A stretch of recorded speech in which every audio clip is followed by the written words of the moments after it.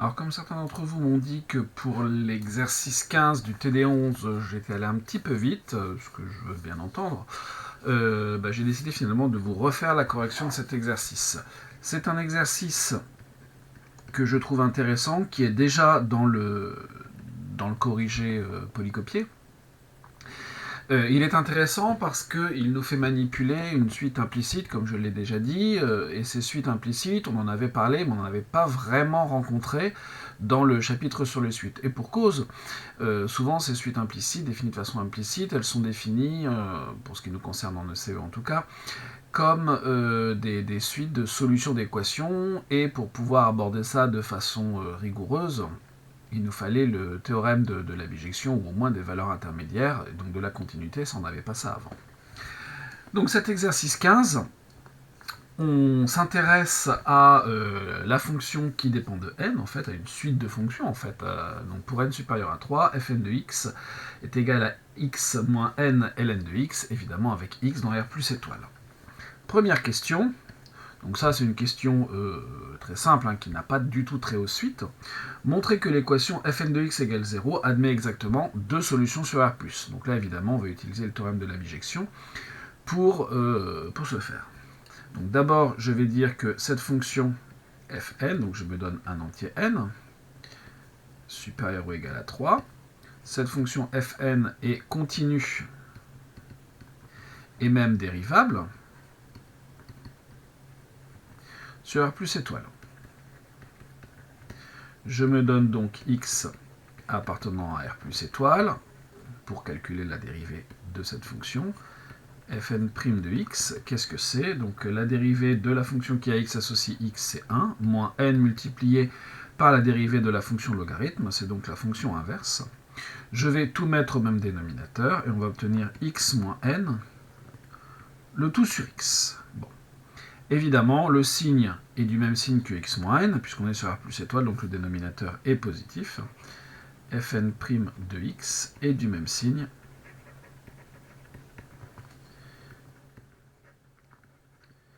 que x moins n.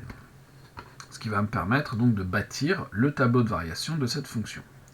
Donc on a dit qu'on était sur 0 plus l'infini. X moins n va changer de signe en n. Le signe de fn' de x, les variations de la fonction fn. Donc ici, quand x est plus petit que n, négatif, positif après. On n'oublie pas que c'est R plus étoile, donc la fonction n'est pas définie en 0. Nous avons ces variations-là, et il nous faut bien sûr l'image de n. Combien vaut l'image de n? Alors c'est fn de n.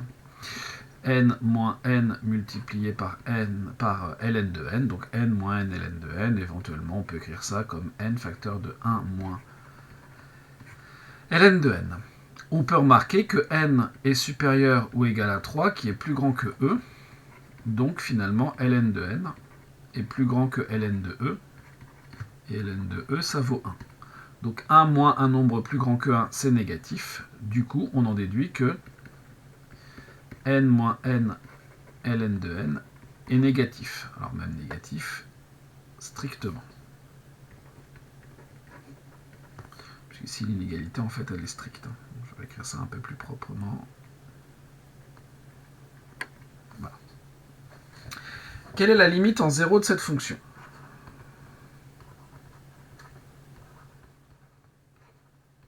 Alors, on n'a pas toujours besoin des limites dans ce cas-là, mais ici on va en avoir besoin.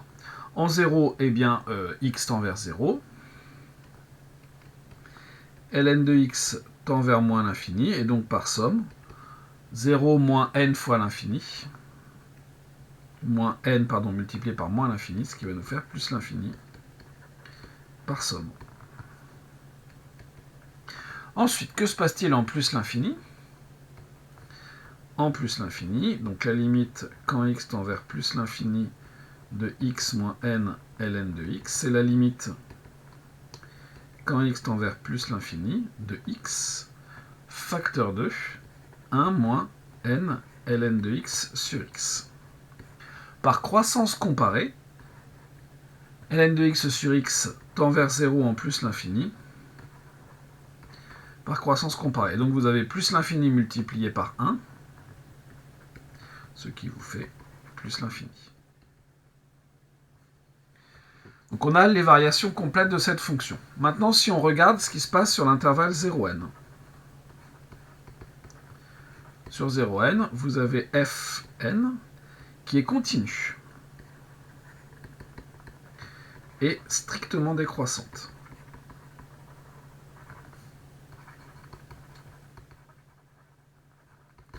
D'après le théorème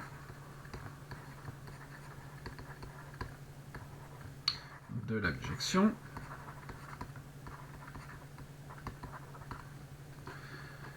Fn réalise une bijection de l'ensemble de départ qui est 0n dans l'ensemble d'arrivée qui est n moins n ln de n plus l'infini. 0 est dans cet ensemble.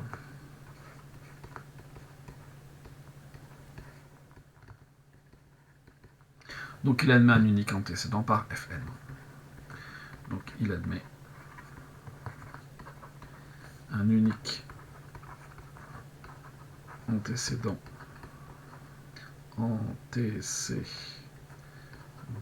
par la fonction Fn dans l'intervalle de départ qui est 0n.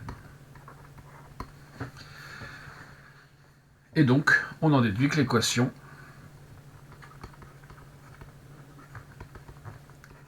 Fn de x égale 0 y admet une unique solution.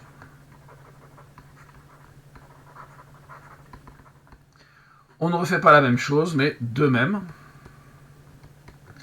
vous avez une fonction qui est strictement croissante, continue sur n plus l'infini, donc elle va réaliser une bijection de n plus l'infini dans n moins ln de n plus l'infini aussi. Et pour les mêmes raisons, l'équation Fn de x égale 0 admet aussi une unique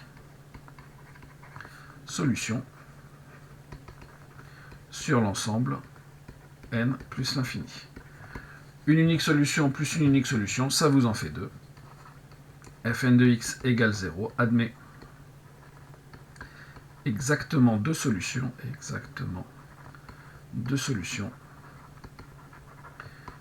sur R. Voilà pour la première question. Une question qui n'a pas de lien avec les suites. On étudie une fonction, deux fois le théorème de bijection, pour conclure qu'il y a deux solutions à l'équation Fn de x égale 0. Passons à la question 2a. On nous demande de montrer que pour tout n, un est dans l'intervalle 1e. Je vais revenir ici. N, on a dit qu'il était plus grand que 3, donc E sera un petit peu avant. 1 va être ici. Il suffit juste de calculer Fn de 1, Fn de E. Fn de 1, c'est 1 moins n ln de 1, ça vaut 1. Fn de E, c'est E moins n. Et E moins n est négatif, puisque n est supérieur ou égal à 3. Donc si on veut, on peut encore appliquer le théorème de bijection pour être bien rigoureux. On peut ici se contenter de dire que la solution de l'équation qu'on cherche sera forcément entre 1 et E. Si on veut faire les choses vraiment très rigoureusement, on peut appliquer encore une fois de plus le théorème de bijection en disant que Fn est continue, strictement décroissante,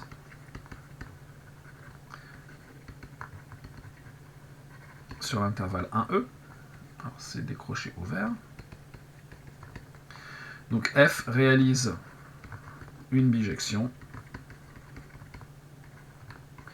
de l'intervalle 1e sur l'intervalle donc E moins n 1. Or 0 appartient à l'intervalle E moins n 1. Donc on en déduit que l'équation Fn de x égale 0 admet une unique solution dans l'intervalle 1e qui est inclus dans 0n, c'est donc ce nombre un que l'on a défini au-dessus. Donc conclusion, pour tout n supérieur ou égal à 3, un est dans l'intervalle 1e. Ce n'est pas la question la plus palpitante. Question 2b. Une question beaucoup plus intéressante puisqu'on nous demande de calculer Fn de un plus 1 et montrer que c'est Ln de un plus 1. Pour ça, moi, en fait, je vais calculer Fn de un plus 1, alors pardon, Fn plus 1 de un plus 1. Comme un plus 1 est l'unique solution de Fn plus 1 de x sur intervalle 1e, sinon il y a deux solutions, et bien ça, en tout cas, ça vaut 0. Ce qui revient à dire que x qui est un plus 1,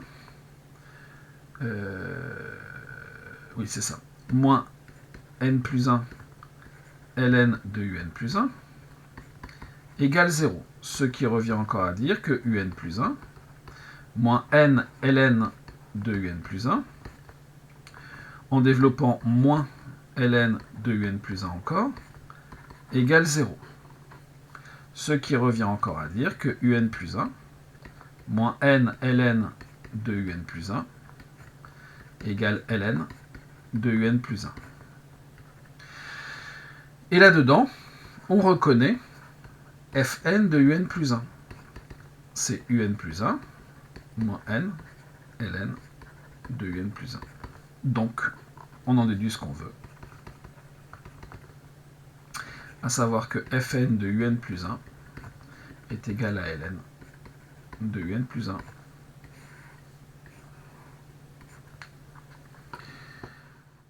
On nous demande ensuite d'en déduire quelque chose sur Fn de un plus 1. Fn de un plus 1 est égal à ln de un plus 1. Or, un plus 1 est dans l'intervalle 1e.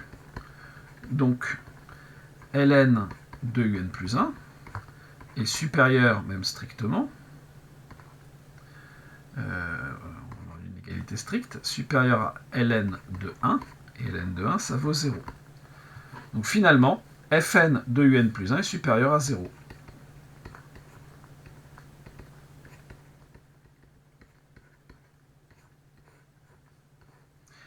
Voilà pour la première question de la première partie de cette question C. Passons à la suite. Étudier la monotonie de la suite un. Donc nous, on a une information sur Fn de un plus 1. On a également une information sur Fn de un. Vous avez que Fn de un, comme un est l'unique solution sur l'intervalle 1e de Fn de x égale 0, Fn de un égale 0. Vous avez Fn de un plus 1 qui est strictement positif. Donc qu'est-ce qu'on en déduit? On en déduit que Fn de un plus 1 est strictement plus grand que Fn de un. On sait également que un et un plus 1 sont tous les deux dans l'intervalle 1e et sur l'intervalle 1e, d'après le tableau de variation que l'on a fait à la première question, Fn est strictement décroissante.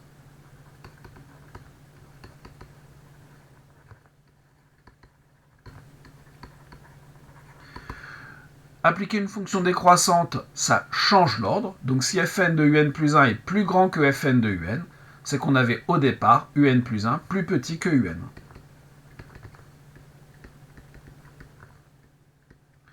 Si j'ai ça, alors j'ai ça, et si j'ai ça, alors forcément c'est que j'avais ça au départ. Conclusion de tout ça, la suite un est une suite décroissante, puisqu'on obtient des termes qui sont de plus en plus petits. Dernière question.